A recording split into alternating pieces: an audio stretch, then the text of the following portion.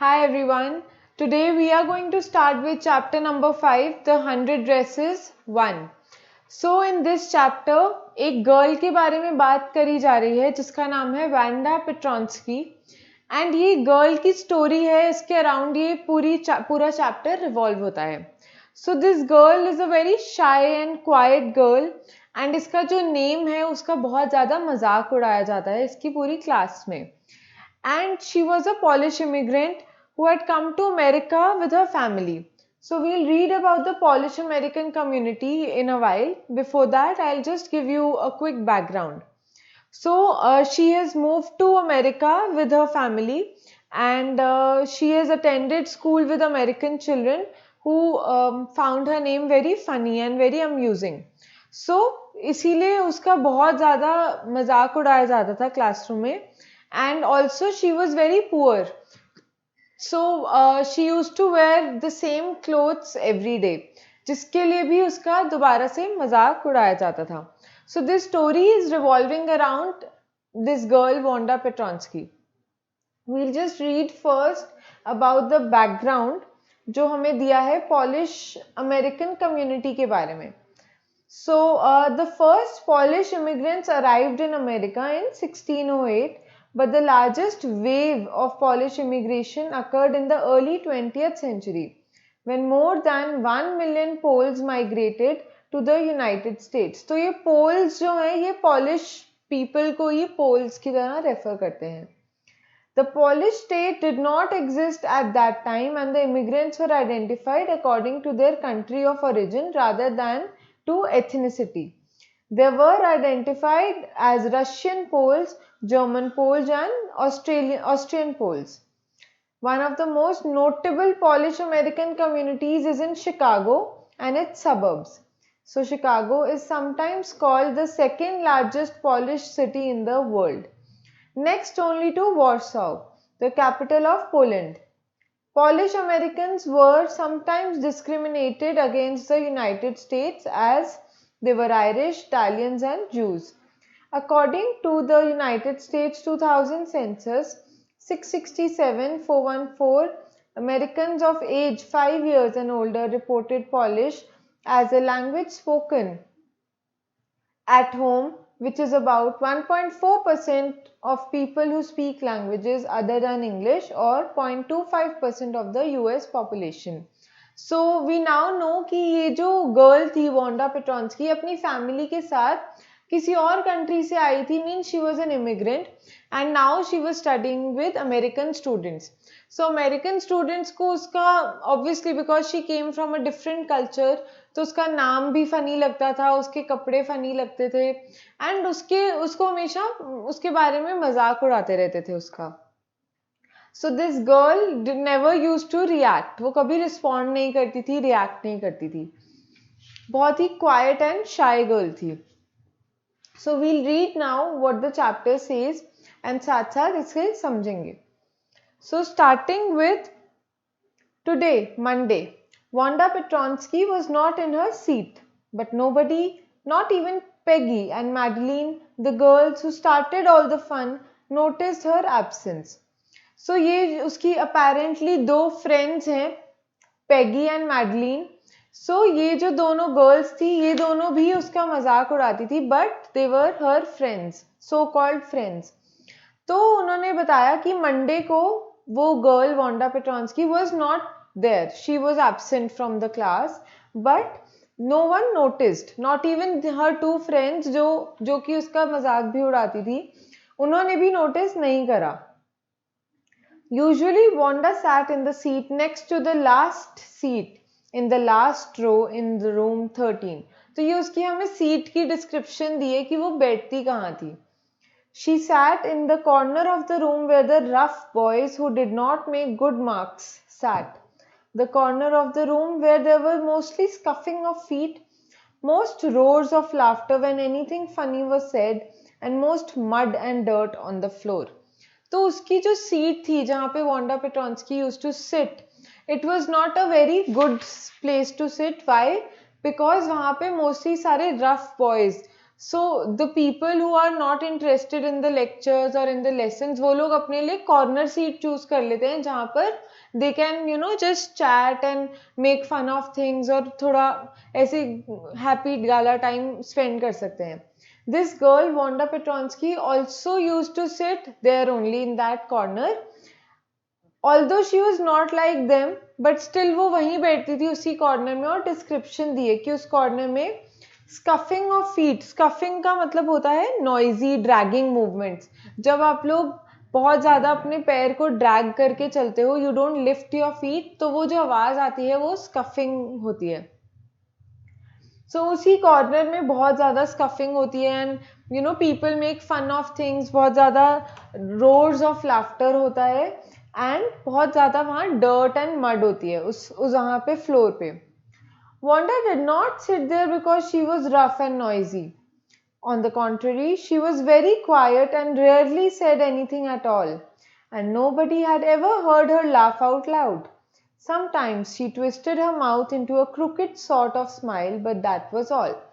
So बताया गया है कि Wanda was not like those boys जो वहाँ पर ऐसे फन करते थे एंड जो नॉइजेस निकालते थे और हंसते थे. She was not like those boys, but again she used to sit there only in that corner. She was very quiet and and rarely said anything at all. तो वो थोड़ी shy introvert टाइप की थी और वो ज़्यादा बात नहीं करती थी. एंड किसी ने भी उसको हंसते हुए नहीं सुना था. Probably she didn't use to laugh also. किसी ने भी उसको हंसते हुए नहीं सुना था एंड कभी कभी बस उसको एक स्माइल पास करते हुए देखा था, वो भी अजीब सी वियर्ड सी smile, crooked sort of smile. That was all that people had noticed about her. Nobody knew exactly why Wanda sat in that seat unless it was because she came all the way from Boggins Heights and her feet were usually caked with dry mud. But no one really thought much about Wanda Petronsky once she sat in the corner of the room. तो जब तक वो room में नहीं होती थी तो किसी के दिमाग में भी नहीं आता था उसके बारे में. No one use to think about her, meaning no one was friends with her. कोई उसका ऐसा नहीं था कंपेनियन जो वेट करे कि she will come to the class और समवन टू वरी कि क्यों नहीं आई. ये ऐसा कोई भी नहीं था उनकी क्लास में जो वोंडा पेट्रॉन्स्की को मिस करे या उसके लिए वरी करे. सो दैट इज वाई यहाँ पर लिखा है no one really thought much about Wanda Petronski. So एक और चीज किसी को समझ नहीं आती थी, वो थी कि why she use to sit in that corner. वो उस कॉर्नर में इसलिए बैठती थी, लोगों ने अज्यूम करा that she use to come from Boggins Heights. Boggins Heights probably is a place from where she use to come to school every day and वो इसलिए हो सकता है क्योंकि वो बहुत ज़्यादा मडी एरिया था या बहुत ज़्यादा फुल ऑफ, उसके जूते फुल ऑफ मड होते थे.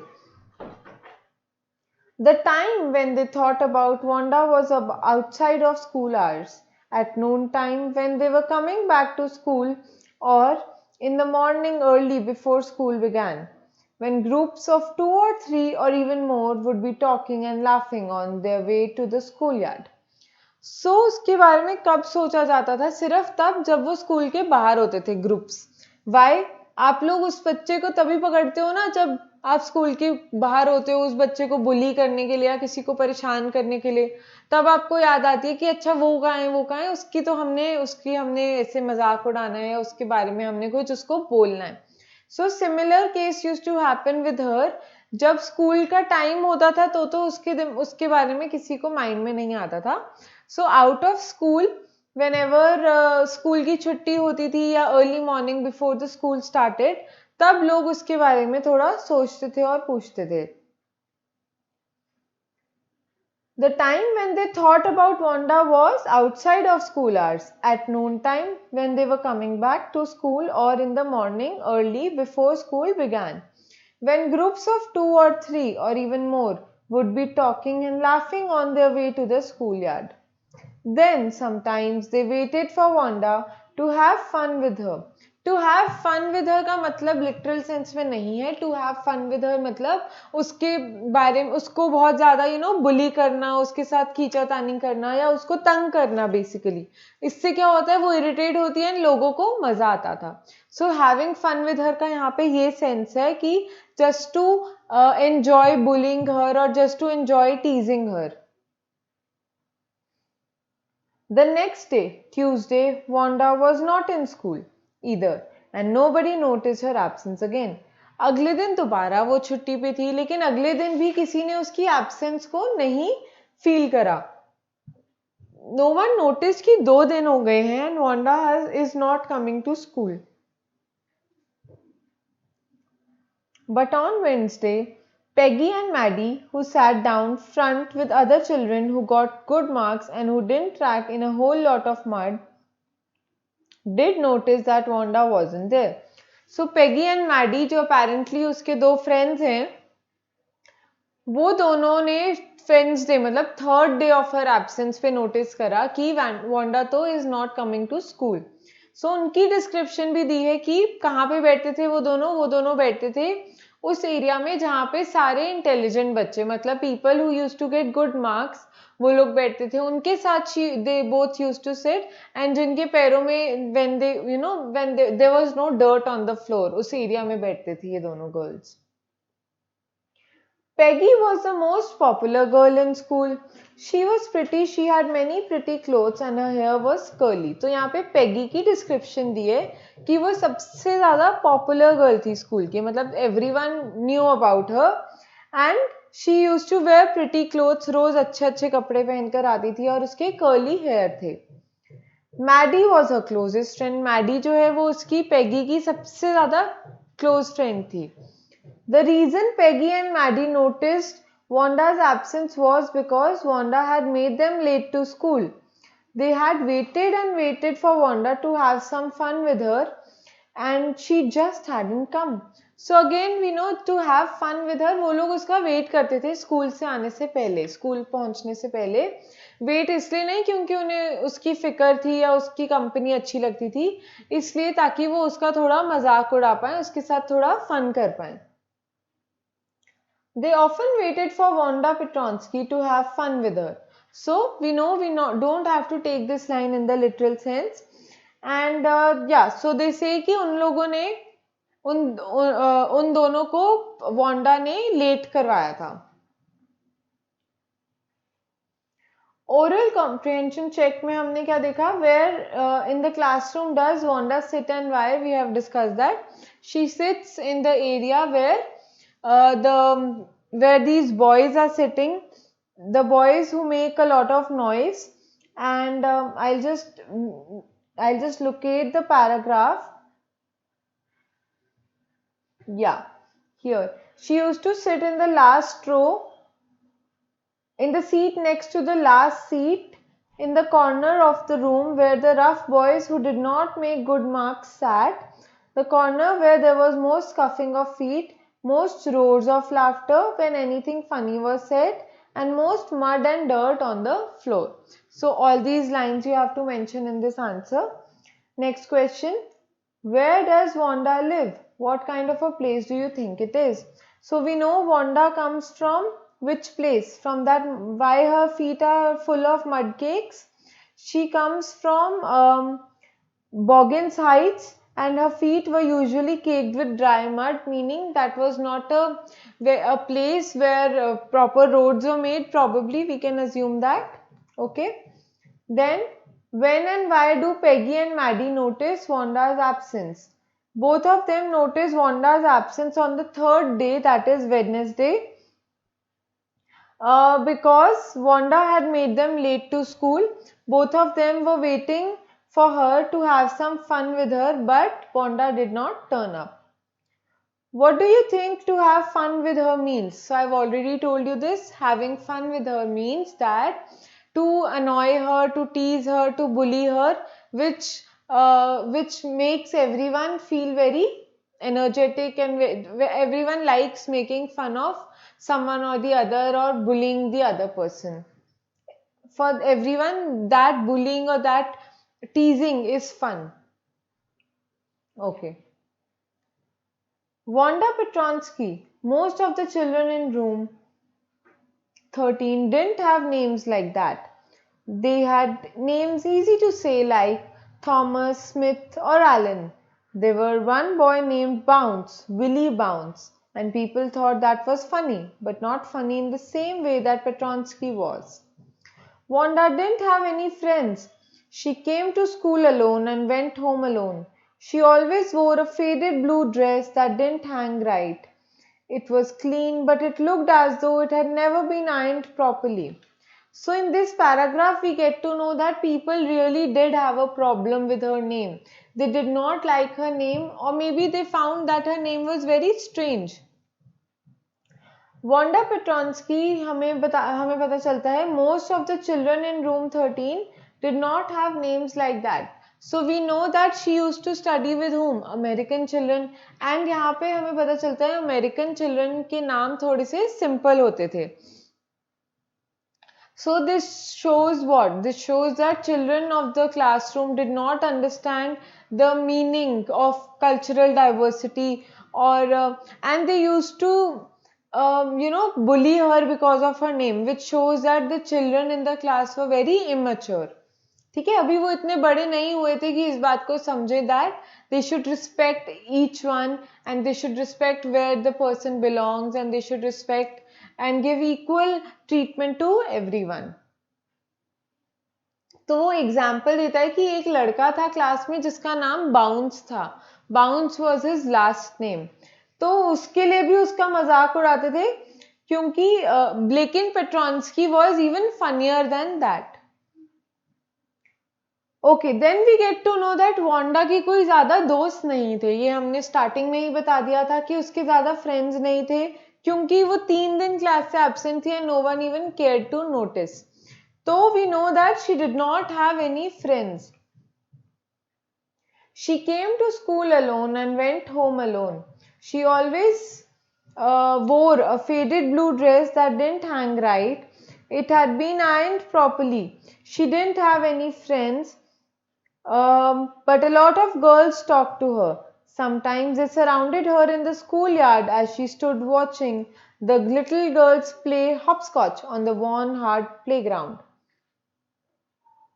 ओके, डिडंट हैंग राइट का मतलब होता है डिडंट फिट प्रॉपरली.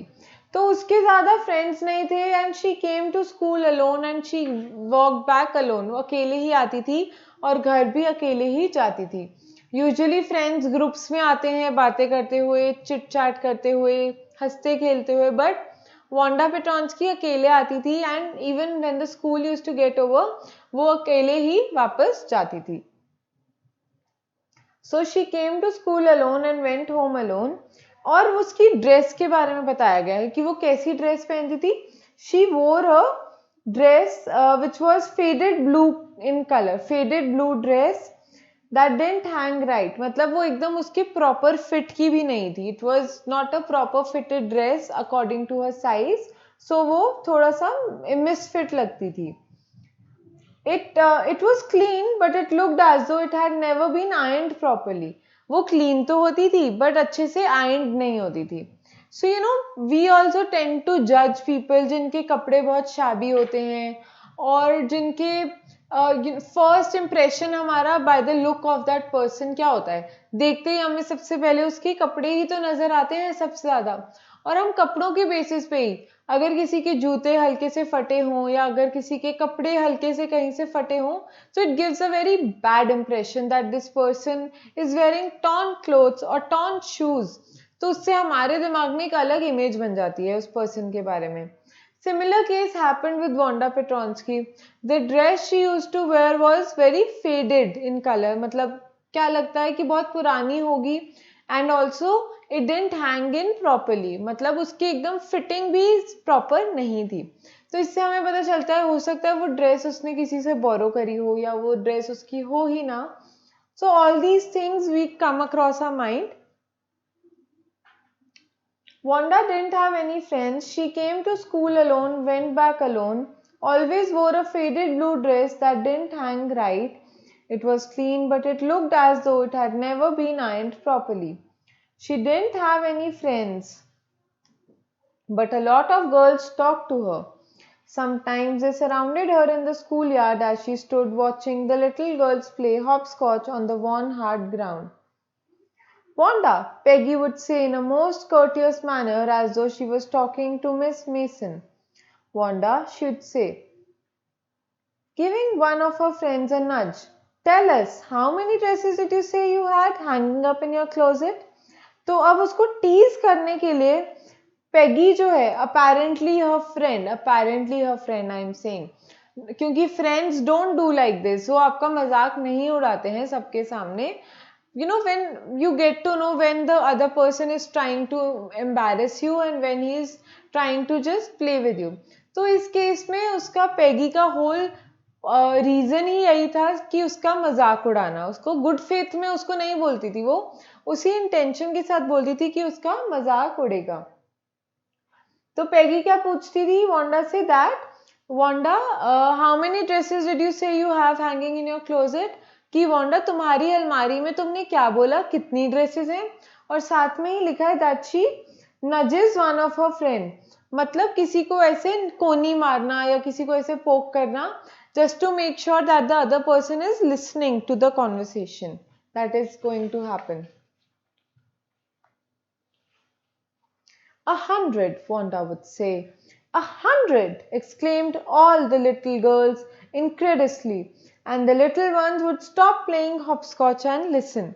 तो जैसे ही उससे कोई उसको सराउंड करके ऐसा सवाल पूछता था, यूजुअली पेगी उससे क्वेश्चन पूछती थी, तो सब लोग एक सेकंड के लिए शॉक हो जाते थे. उसका रिप्लाई होता था, मेरे पास तो 100 ड्रेसेस हैं मेरी अलमारी में हैंग हुई हुई. एंड इन 100 वो सारे लोग सरप्राइज हो जाते थे, अरे तुम्हारे पास 100 ड्रेसेस हैं. और जो छोटे बच्चे वो हॉपस्कॉच खेल रहे होते थे, वो भी सब लोग 2 मिनट के लिए रुक जाते थे एंड रुक कर कॉन्वर्सेशन सुनते थे. इनक्रेडिबली का मतलब हमें गिवन है शोइंग अनविलिंगनेस टू बिलीव, मतलब उन्हें विश्वास ही नहीं होता था कि अरे 100 ड्रेसेस हैं तुम्हारे पास. That way. Yeah and 100 all lined up, said Wanda. Then her thin lips drew together in silence. Wanda बहुत कॉन्फिडेंटली ये बोलती थी कि हाँ 100 ड्रेसेस हैं और सारी एक के बाद एक लाइंड अप है properly, neat and clean. Then her thin lips drew together in silence. बस इतना बोलकर वो चुप हो जाती थी. वो सिर्फ मतलब का जवाब देती थी और कोई फालतू बात नहीं करती थी, और इतना बोलकर वो चुप हो जाती थी. What are they like? All silk, I bet, said Peggy. Peggy जानकर उस बात को और इशू बनाने के लिए या उस बात को और थोड़ा एग्जैजरेट करने के लिए she cross questioned her कि okay, what are they like? क्या वो सारे सिल्क की हैं, कौन से मटेरियल की हैं? Yeah, all silk, all colors. Velvet too. Yeah, velvet too. 100 dresses, Wanda would repeat stolidly. All lined up in my closet. So again, Peggy जो है वो ट्राई करती है कि उसका मजाक उड़े, सब लोगों को पता चले कि वो कैसे झूठ बोल रही है एंड कैसे Wanda is just making things up. तो पेगी जान जानकर उससे ऐसे क्वेश्चंस पूछती थी कि अच्छा 100 ड्रेसेस हैं, ओके, देन कैसी दिखती हैं वो. Then she used to ask कि कौन से कलर्स की हैं, और फिर मटेरियल की सारी सिल्क की हैं. तो Wanda replies to each question कि yes they are all silk and velvet also, and she says कि मेरे पास 100 ड्रेसेस हैं and all are lined up one by one. So that is why ये सारी पेगी ये सारे क्वेश्चंस उससे बारी बारी पूछती है. ओके.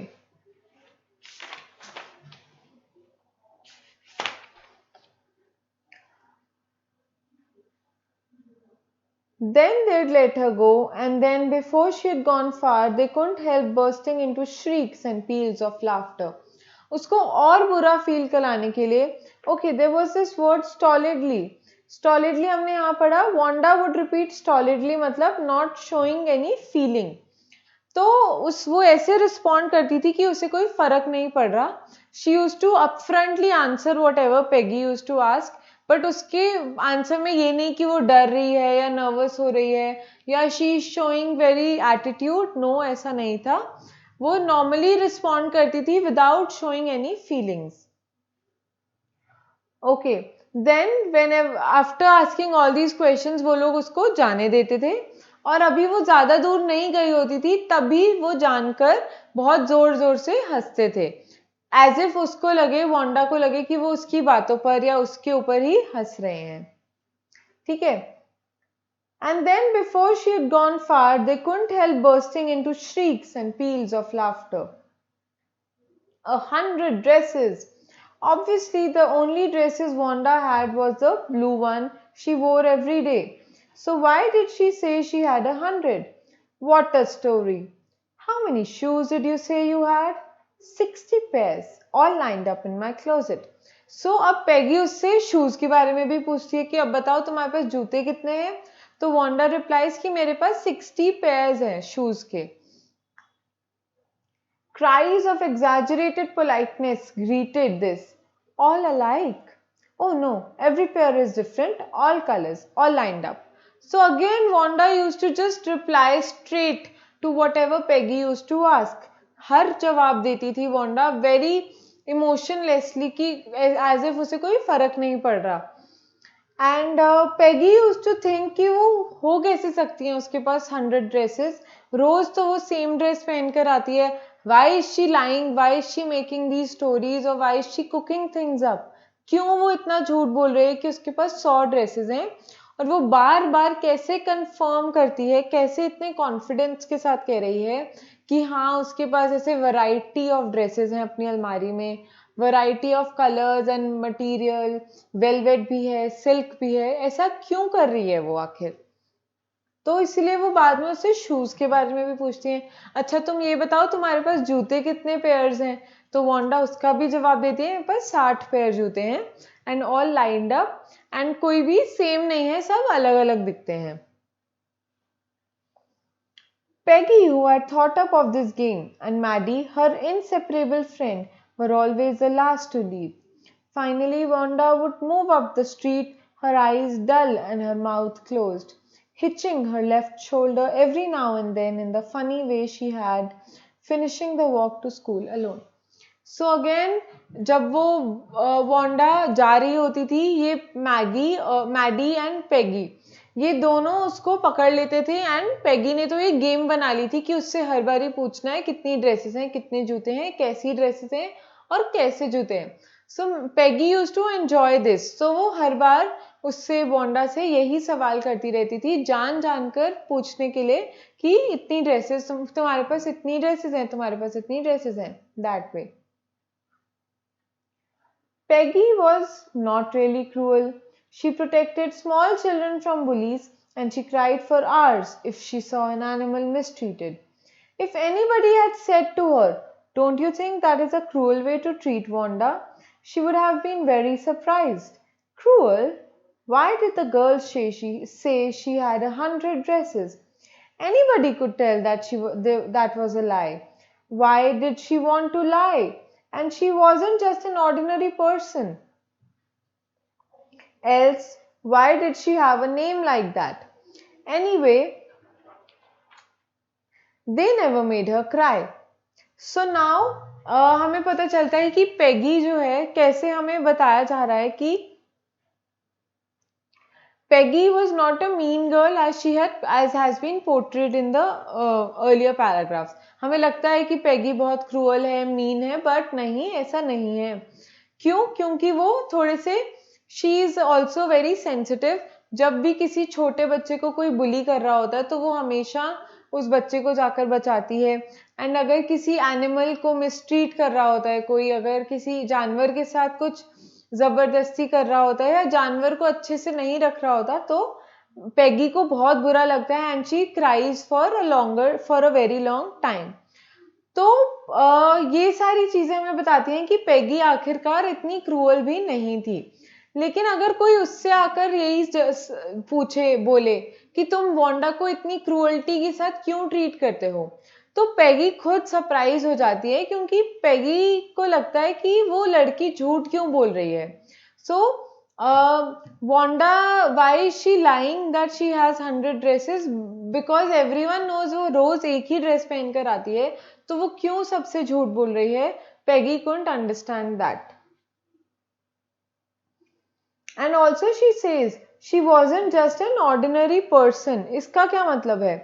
वो कहती है कि ऑर्डिनरी पर्सन क्यों नहीं है? क्योंकि उसका बाकी अमेरिकन की तरह सिंपल सा नाम नहीं है, इसीलिए वो ऑर्डिनरी नहीं है। See we get to know the immaturity of this children, कि कितने अभी भी वो इमेच्योर हैं, कि एक नाम, सिर्फ एक नाम के बेसिस पर वो उसके साथ इतना बुरा कर रहे हैं या उसको इतना टीज कर रहे हैं। So we get to know that she was just an ordinary person. She wasn't just an ordinary person. Else why did she have a name like that? नहीं तो वो ऐसे उसका अजीब सा नाम क्यों होता? So they say that she thought it was weird for Wanda to lie. And अगर कुछ उससे ज़्यादा weird भी था तो वो क्या था? उसका खुद का नाम, Wanda Petronsky. फाइनली दे से कि हमने उसको कभी रुलाया नहीं, कि पेगी और मैडी ने उसको कभी भी रुलाया नहीं। हाँ, वो उसको टीज करते थे, उससे बारी बारी ऐसे सवाल करते थे, लेकिन कभी उसको रुलाया नहीं। As for Maddie, this business of asking Wanda every day how many dresses and how many hats, how many this and that she had was bothering her. Maddie was poor herself. She usually wore somebody's hand-me-down clothes. Thank goodness she didn't live up on Boggins Heights or have a funny name. तो Maddie जो है वो खुद भी poor थी, but Maddie was inseparable from Peggy. Peggy and Maggie were best, Maddie and were best friends. तो Maddie को थोड़ा बॉदर करता था क्योंकि उसका सोशल स्टेटस भी अपेरेंटली सेम था, शी वॉज ऑल्सो पुअर। तो मैडी को यही बॉदर करता था कि हम लोग रोज वांडा से ये सवाल कर रहे हैं कि तुम्हारे पास कितनी ड्रेसेस हैं, कितने जूते हैं और कितनी हैट्स हैं। तो मैडी को बुरा लगता था क्योंकि उसे लगता था कि क्योंकि मैडी खुद भी पुअर थी। सो मैडी भी किसी और के मांगे हुए कपड़े पहनती थी, but she used to thank God कि वो उसी जगह से नहीं थी, बॉगिन्स हाइट से नहीं आती थी। एंड थैंकफुली उसका नाम भी इतना फनी नहीं था, नहीं तो सब लोग मैडी को भी बहुत ज़्यादा बुली करते और मैडी को भी बहुत ज़्यादा परेशान करते। Sometimes when Peggy was asking Wanda those questions in that mocking, polite voice, Maddie felt embarrassed and studied the marbles in the palm of her hand, rolling them down and saying nothing herself.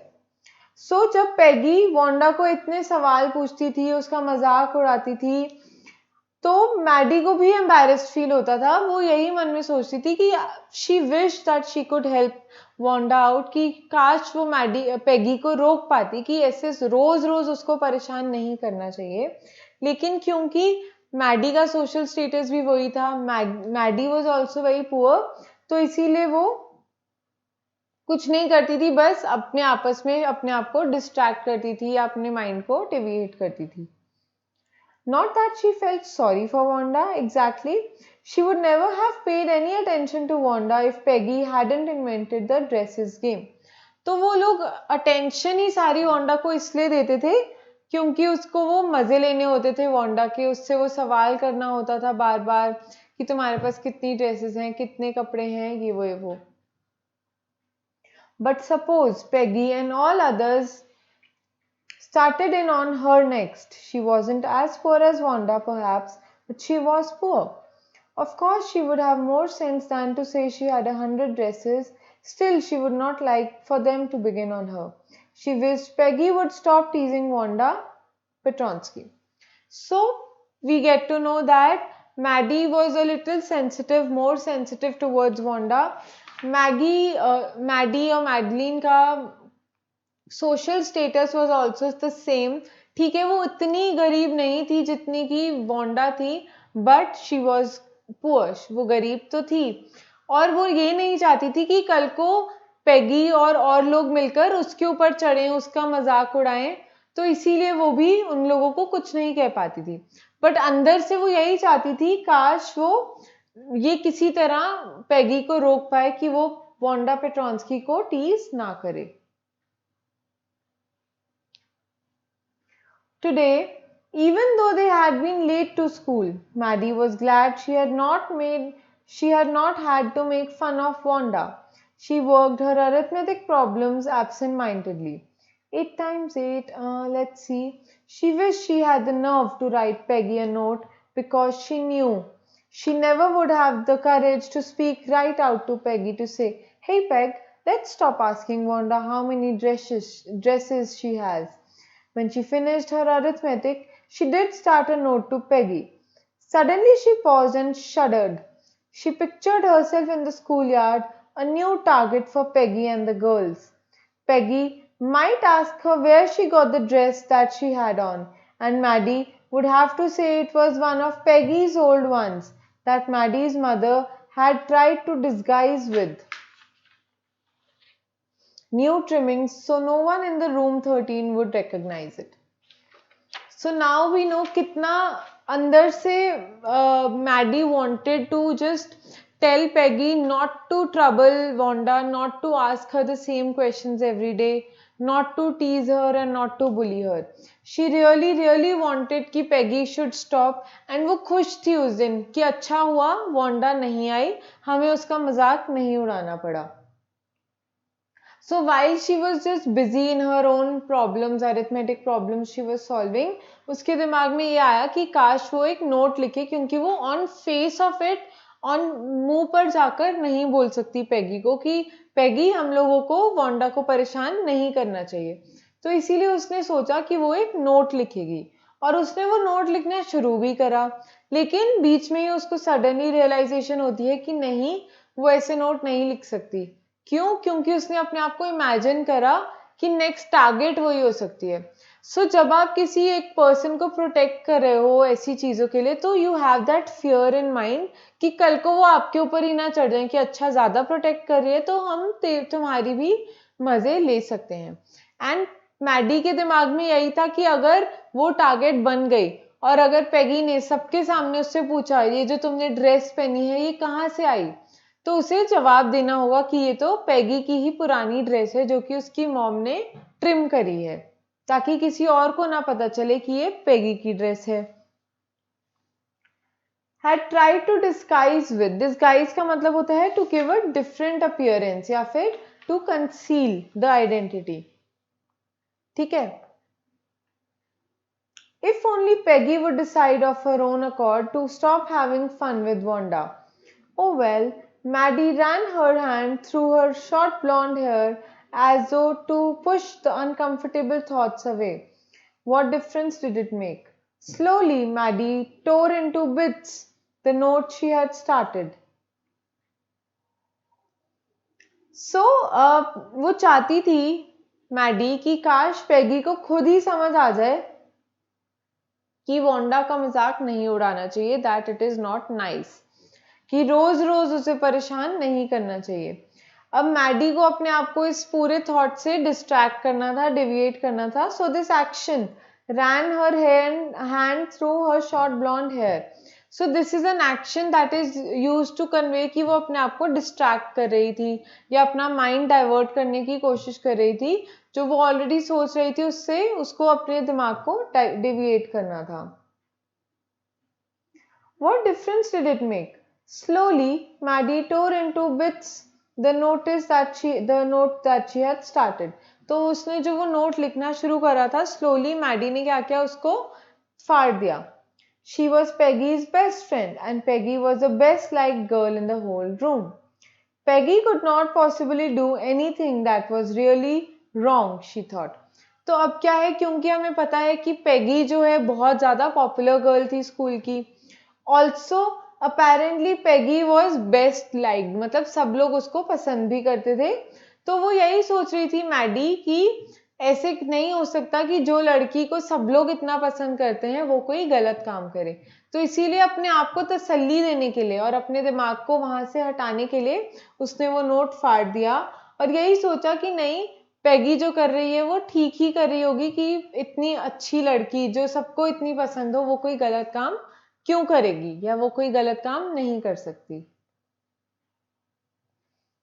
As for Wanda, she was just some girl who lived up on Boggins Heights and stood alone in the schoolyard.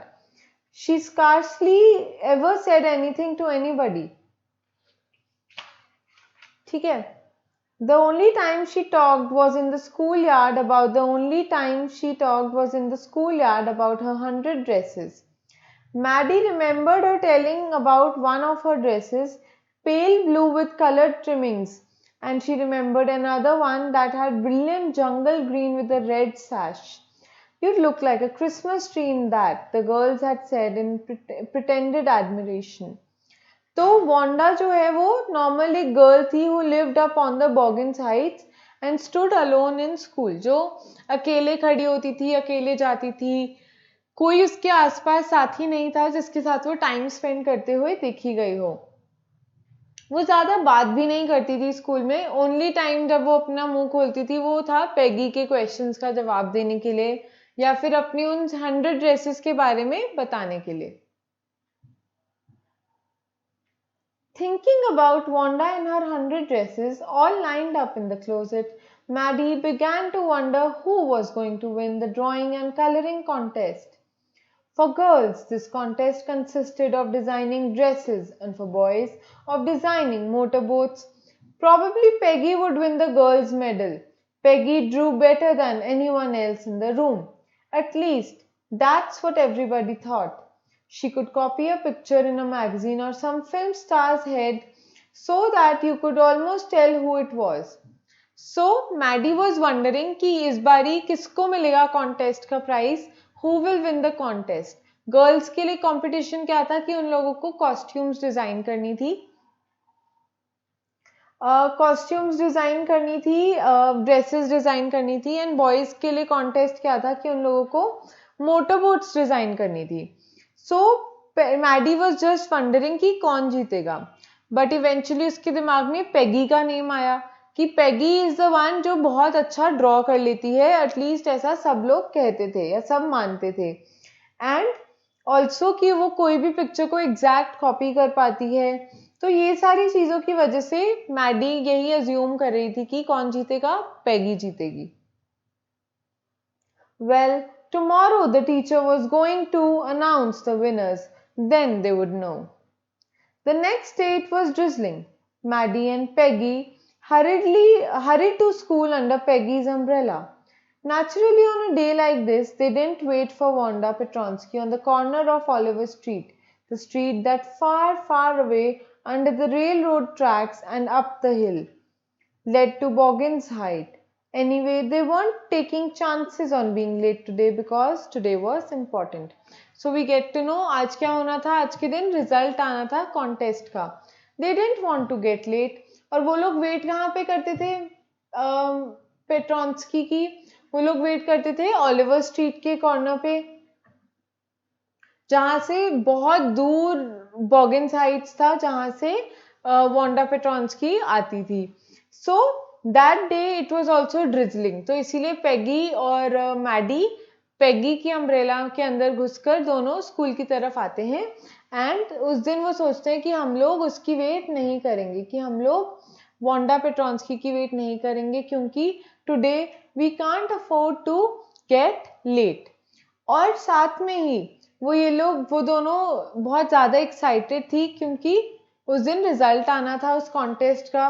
Contest में क्या था कि girls को design करनी है dresses और boys को design करने हैं motorcycles. So till here we understand कि मैडी को तो यही उसके दिमाग में था कि Peggy is going to win this contest because Peggy की जो ड्राइंग स्किल्स हैं वो बहुत ज़्यादा इंटरेस्टिंग है, बहुत ज़्यादा एग्जैक्ट कॉपी करती है Peggy. So we'll stop here in this video. Later part of this chapter along with the questions we are going to cover in the next video. Keep watching. Thank you.